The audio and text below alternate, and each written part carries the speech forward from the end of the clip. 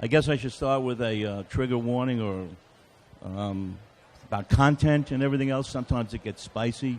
At the end, you're going to hear some opinions. It might be fun. Basically, I want this whole thing to be fun. We'll start off with a statement, and then I'll catch up with it later.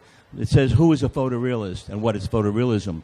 Who is a photorealist is the first sentence of my most recent book, and the answer is no one is a photorealist.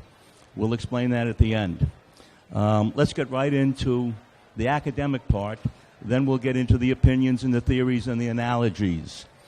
About 150 years ago, a little bit more than 150 years ago, a camera, the camera as we know it today, was invented. And believe it or not, I think, in my opinion, it changed art history from that day forward.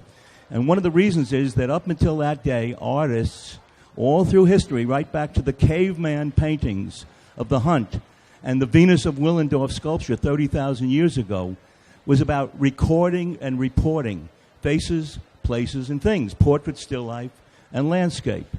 And all of a sudden, we have this machine, or this box called a camera, and the camera now is able to do that. Artists began to realize that they no longer needed to be recording faces, places, and things in a very realistic kind of way, because it could be done by the camera.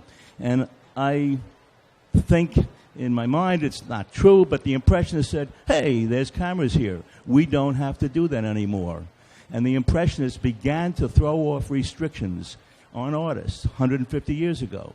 And became the Post-Impressionists. And then we came the Cubists. And the Cubists, of course, still had imagery, but it had nothing to do with realism as existed, academic and every other kind, all through history.